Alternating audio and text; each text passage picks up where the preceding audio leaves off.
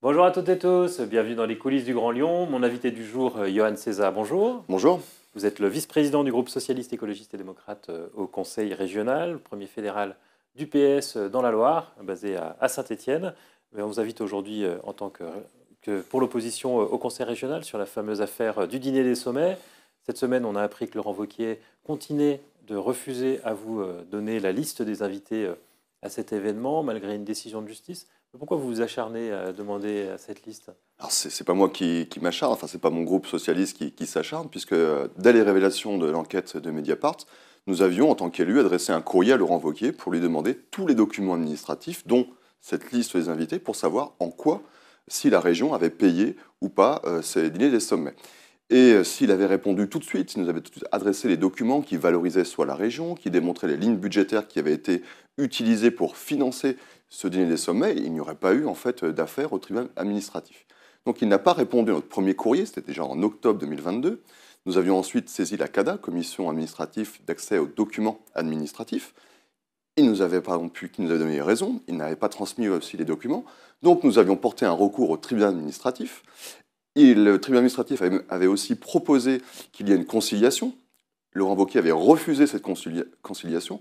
Donc on est allé jusqu'au bout du processus. Et là, la semaine dernière, nous avons effectivement eu ce délibéré qui a donné droit, accès, qui ordonne Laurent Wauquiez, qui l'enjoint, sous 15 jours, à nous adresser cette liste des invités. Alors moi, plus que cette liste d'invités, ce que je souhaiterais, c'est avoir tous ces documents administratifs. Car il y a en fait deux possibilités. Soit c'est de l'argent public qui est utilisé. Là-dessus, la décision du tribunal administratif ne vous donne pas accès à tous les documents puisqu'une partie sont couverts par le secret de l'enquête, puisque l'enquête a été ouverte. Oui, il bénéficie en fait d'un totem d'immunité. Puisqu'il y a une enquête pénale qui est ouverte sur l'affaire des sommets et d'autres, puisqu'il y a aussi le cabinet, d'autres dépenses de la région qui sont visées par cette enquête pénale, ça le protège, ça lui permet en tout cas de ne pas adresser les documents administratifs. Il peut le faire s'il le souhaite, mais il le refuse. Donc il a ce totem d'immunité. Moi, ce que je veux savoir, ce que nous voulons savoir en tant que groupe socialiste, il y a deux possibilités. Soit l'argent public de la région a été utilisé. Et dans ce cas-là, on doit démontrer en quoi la région a été valorisée. Est-ce que ça a permis de créer des emplois? Est-ce que les entreprises sont venues s'installer sur le territoire grâce à ce dîner des sommets? Soit c'est effectivement, et c'est ce que nous pensons, c'est ce que l'article de Mediapart laisse penser, c'est uniquement un exercice d'autosatisfaction et d'autopromotion pour sa campagne à l'élection présidentielle de 2027. Et dans ce cas-là, il aurait dû payer soit de sa poche, soit de son parti politique, les Républicains, mais en aucun cas avec l'argent public. Manifestement, ça ne le dérange pas de laisser vivre ce feuilleton qui a des rebondissements réguliers. Ce que vous ne dites pas dans l'opposition, où finalement, ce n'est pas une bonne affaire à porter, puisque Laurent Wauquiez n'a pas l'air d'être atteint par cette histoire. Non, mais par contre, ce qui est quand même dommageable, c'est l'argent des contribuables que l'on dépense à des fins personnelles. Or, l'argent public devrait être utilisé dans d'autres aspects, s'il le souhaite, de la communication. Mais je pense que dans notre région, on voit l'état des lycées, on voit l'état du ferroviaire, il y a quand même d'autres urgences. L'argent devrait aller en priorité là-dessus. Et puis, ça donne le sentiment, ce que nous voyons, nous, en tant que conseillers régionaux, c'est que Laurent Wauquiez, depuis plusieurs mois, se désintéresse des affaires de la région. On le verra tout à l'heure avec le CPER, on est très en retard. La signature est arrivée presque 3 ans en retard. Il s'intéresse davantage à sa carrière nationale et à l'élection présidentielle de 2027. Et là, on a l'impression que la région, il se sert de la région comme sa cagnotte personnelle pour commencer sa pré-campagne à l'élection présidentielle. Et ça, il n'y a pas le droit et nous serons toujours vigilants sur ce point. Alors vous dites un manque d'investissement dans les mobilités. Justement, on a appris la signature d'un accord sur le contrat de plan État de région, sur le volet mobilité, avec plus d'1 milliard, 1,3 milliard, 1,4 milliard qui va être investi dans les transports, notamment le ferroviaire. Un effort historique, annonce avec la préfecture et la région Auvergne-Rhône-Alpes. Pour vous, ce n'est pas suffisant? Ben non, puisque nous sommes la deuxième région de France, et quand on se compare par exemple avec l'Occitanie ou Grand Est, qui sont des régions moins peuplées que la nôtre, il y a plus d'argent qui est investi dans le ferroviaire. Il faut bien le voir, dans notre région, nous investissons par habitant, en euros par habitant, 2 fois moins qu'en Occitanie et en Grand Est. Et pourtant, nous avons des besoins énormes. Je pense à la ligne entre Lyon et Saint-Étienne, où nous sommes favorables à un cadencement toutes les 15 minutes pendant les périodes pleines, c'est-à-dire le matin et le soir. On a besoin d'augmenter l'offre ferroviaire pour limiter les déplacements sur la 47, qui est dangereuse entre Saint-Étienne et Lyon. Et là aussi, nous sommes en retard. Je rappelle, et d'ailleurs beaucoup l'ont oublié, que sur cette ligne Lyon-Saint-Étienne, on avait 300 millions d'euros dans le cadre du plan de relance. Pas un centime depuis 2 ans n'a été dépensé. De plus, sur ce CPER, nous sommes aujourd'hui en 2024. Et ce CPER, c'est 2021-2027. C'est-à-dire que nous avons 3 ans de retard. En fait, en 2024, nous devrions déjà faire un premier bilan de l'application de ce CPER et déjà imaginer le suivant. Et là, on est à peine au protocole d'accord. C'est-à-dire que nous ne savons pas encore aujourd'hui quels sont les travaux, quelles sont les lignes qui vont bénéficier de ce CPER. Nous aurons une première discussion, vraisemblablement, ce n'est pas encore sûr, lors de l'Assemblée plénière de juin, et nous connaîtrons définitivement l'application de ce CPER qu'en décembre. C'est ce qu'a annoncé le vice-président au transport de la région. Donc nous sommes la région la plus en retard sur les transports. Et ensuite, deuxième volet de ce CPER, c'est les RER métropolitains. Là aussi, il y a un besoin urgent pour nos métropoles, qui sont nos poumons économiques, nos poumons d'emploi dans la région. Et là, manifestement, Laurent Wauquiez et Bruno Bernard, le président de la métropole à Lyon, et c'est le cas apparemment avec d'autres métropoles, n'arrivent pas à s'entendre. Il y a un vrai problème politique. Je veux dire, à un moment donné, Laurent Wauquiez, en tant que président de la région, devrait être le garant de la cohésion des territoires.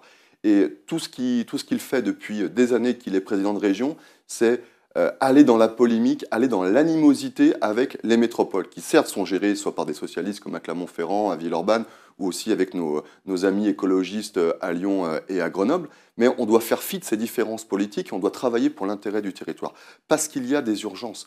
Aujourd'hui, nous avons des poumons économiques, comme je disais, à Clermont, à Lyon, à Grenoble, à Saint-Étienne, qui ont besoin d'améliorer cette offre du ferroviaire, d'avoir de nouvelles mobilités douces. Je pense à la rive droite du Rhône, là aussi nous sommes en retard. Et Laurent Wauquiez préfère financer des ronds-points, des clochers d'église, des parkings de supermarchés. Non, ce n'est pas ça la politique de la région. La politique de la région, c'est d'améliorer les flux de mobilité pour améliorer le transport aussi bien du fret que des voyageurs. Un mot sur la campagne des européennes. Votre candidat Raphaël Glucksmann s'est plaint du scandale démocratique, selon lui, que constituait le duel organisé par France Télévisions entre le Premier ministre et Jordan Bardella. Je ne sais pas si vous avez vu cette semaine le débat à 8 sur BFM TV. Est-ce que, franchement, cette cacophonie de candidats qui se parlent les uns sur les autres, c'est mieux pour la démocratie ?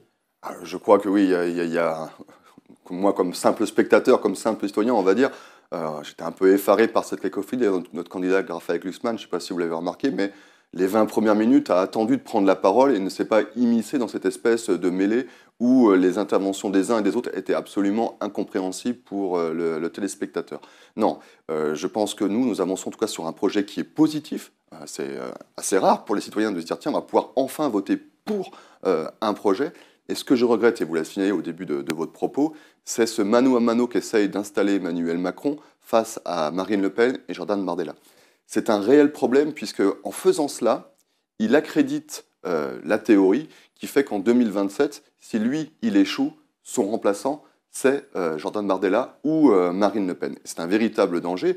Moi, je suis un des enfants du 21 avril 2002, quand Lionel Jospin n'a pas pu accéder au second tour. Mes premières manifestations, c'était en 2002, pour lutter contre le Front National. Et j'espère que nous, la gauche, nous saurons, et les écologistes, nous saurons nous rassembler pour pouvoir avoir une candidature unique qui rassemble le plus largement possible, avec un vrai projet pour notre pays face aux dangers de l'extrême droite. Ce qui n'est pas le cas du tout à cette élection. Si on reprend ce débat, d'ailleurs, il y avait 4 candidats de gauche, alors que tous ensemble, ils ne font moins d'un tiers des voix quand Jordan Bardella fait 30-32% à lui seul dans les sondages. Est-ce que ce n'est pas dommage que la gauche n'ait pas réussi à s'unir pour faire le match avec l'extrême droite? Bien sûr, c'est toujours dommage quand on n'arrive pas à aller vers l'union. Après, le mode de scrutin est différent parce que nous sommes sur uniquement un seul tour sur liste proportionnelle. Et puis rappelez-vous, lorsque nous avions signé l'accord de la NUPES, nous avions déjà acté des désaccords sur l'Europe, sur l'Ukraine, que nous avions avec par exemple la France insoumise. Mais je crois aujourd'hui, quand je peux discuter avec nos camarades aussi insoumis, qu'il y a une réelle volonté de peut-être aussi se rassembler et de ne plus être dans cette stratégie des deux gauches irréconciliables. Sincèrement, je ne pense pas que la gauche ferait une erreur historique que de continuer à se regarder en chien de faïence et à laisser le Rassemblement national prospérer et être aux portes du pouvoir pour 2027. Une des images de ce débat, c'est Raphaël Glucksmann qui dit « Lâchez-moi les baskets, Mais oui. la main en bris ». Bien sûr, parce que il suffit de regarder depuis, moi, quand je parle des camarades, c'est ce que je vois sur le terrain, mais quand je vois les responsables politiques de LFI qui, en nombre de tweets ou même dans les meetings, font siffler Raphaël Glucksmann, qui passent plus de temps à taper sur les autres candidats de gauche plutôt que de taper sur un Rassemblement national qui a plus de 30%, et si on ajoute les autres voix extrémistes, on est presque à 40%. Non, notre ennemi, notre adversaire, c'est le Rassemblement national, et évidemment, bien sûr, la politique du gouvernement avec Emmanuel Macron.